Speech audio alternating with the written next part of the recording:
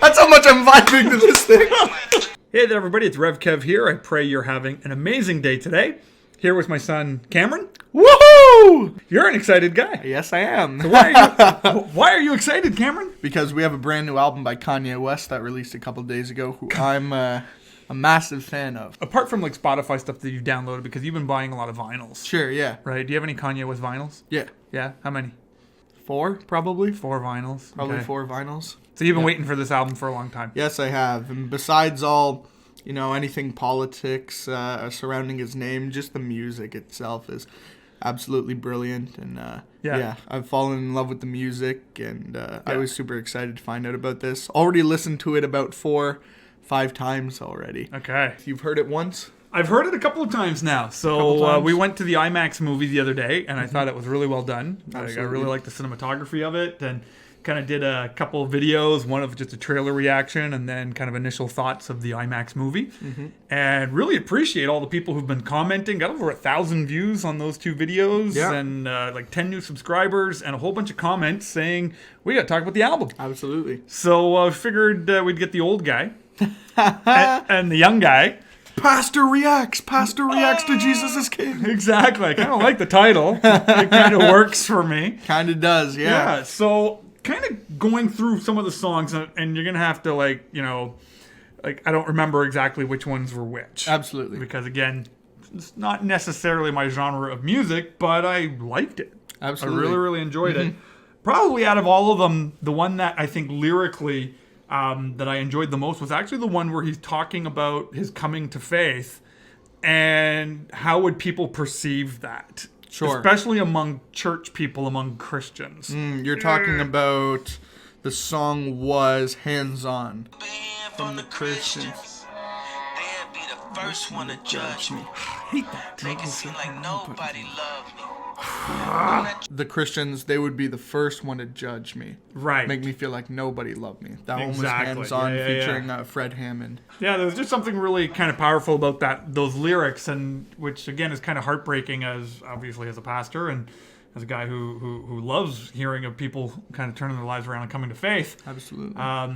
It is kind of sucky when we judge and we criticize and we, nitpick and kind of doubt the sincerity of those type of moves of God. So yeah, another song that really resonated with me is the song Follow God. Life like this is what you Life like. Try to live the life right. People really know you push your buttons like this is like a movie, but it's I like this song. It's great. It's great. I want to say like one of the most fantastic Christian themed songs that there's ever been, simply for rap wise, is in really goes in with everything that's going on in modern hip hop currently. It's been 2 days. It's already hit, I believe, 10 million streams on Apple Music alone. That's crazy.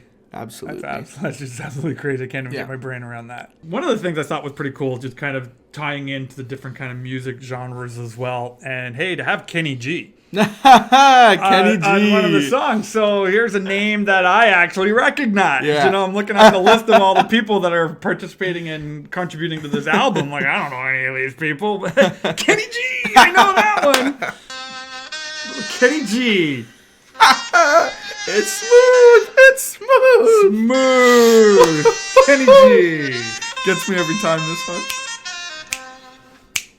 And it just had that smooth jazz, kind of went into a clarinet kind of sound to it. It's like it's a saxophone, but it's not even the alto. It's a soprano saxophone. That's what they called it. It's like a clarinet saxophone. Right. Okay. Crazy to hear Kenny G on that thing. And the only reason I know Kenny G is because I remember him being made fun of on an episode of SpongeBob. There was Squidward was like Kelpie G. That's right. Yes. Yeah. That's how I made the connection. But yeah, exactly. So out of all these albums, I'm looking at my phone here. When you're wondering why I'm looking down, I'm looking at the song list here on Spotify. Ultimate favorite song on this album? I'm probably going to have to go with Hands On this one. Hands On.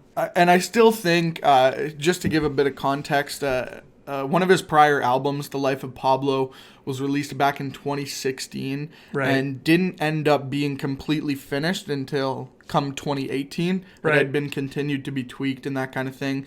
I think that something like this may end up happening with this album. Some people over on Reddit have already been hearing the slight changes that they've been working on. Right. And if there are some changes, I could easily also see Salah up there. Same thing with Use This Gospel. Okay. Jesus is Lord. All fantastic songs. Yeah. What about yourself?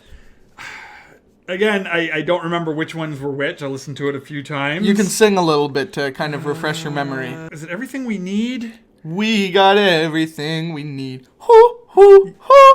You feel it every time it comes in. It's good. Life too short, don't toil yourself. Feel it, enjoy yourself.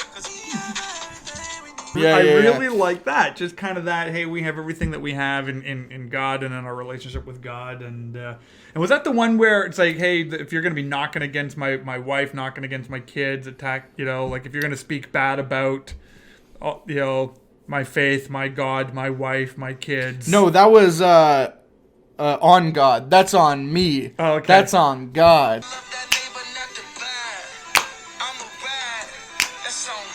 On God. Yeah. One, So I like that one too. Yeah, I just thought that was a really cool message. Absolutely. Of, hey, don't be knocking on our faith. And Crazy family, beat that but, one. Pierre Bourne did a great job on the production on that song. So you must be absolutely thrilled with this. I know you've been waiting. It seems like every night you've been waiting for this to drop. So I've been up till midnight so many nights that it's been pretty ridiculous. Yeah. But I'm quite satisfied with it. Just like every new kind of Kanye album that I hear, it takes me a good few months before I become fully on the exact same page with it. Yeah. It often takes some time just because it is a lot of new sounds and new concepts and new ideas. Sure. But I'm absolutely positive that this will be one of my favorites come a couple months from now. Very cool. Just needs a bit of time. Yourself, how'd you think of it? I overall? liked it. It's not normally my style of music. Absolutely. I'm probably trapped in the '80s and listen mostly to '80s music stations. Little Bryan Adams and Bruce Springsteen type of guy. But I enjoyed it. I've actually downloaded it on my phone, played it in the car a number of times. I've played it while working on stuff at work. It's good stuff. That's our thoughts. Thank you so much for joining us and being a part of the community here. Thank you to those of you who subscribe. Really appreciate you. Thank you to everyone who likes the videos. That means a lot. And especially a big thank you and shout out to those of you who comment. It really means the world to me that you take the time to interact in that way. I try to answer as many of them as I can. So I just really enjoy, that way to dialogue back and forth. So I'd love to know your thoughts about Jesus is King by Kanye West in the comment section down below. And thank you so much for joining us in this video. God bless you. Have an amazing day. Thank you, Cameron.